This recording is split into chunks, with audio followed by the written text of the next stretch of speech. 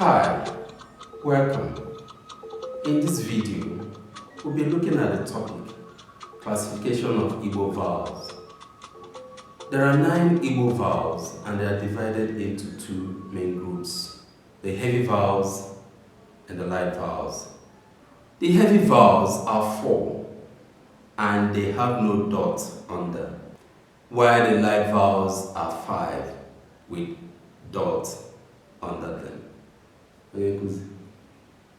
Otu a ka ọ dị.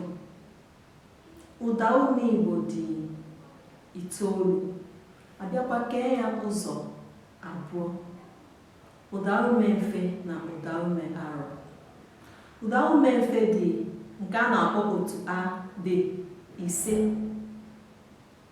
Ha bụ a, e, i, ọ, ụ. Ụda ume mfe nwere ntụpọ n'okpuru ha. Ewepụ a, ndị ọzọ nwere kpọm n'okpuru.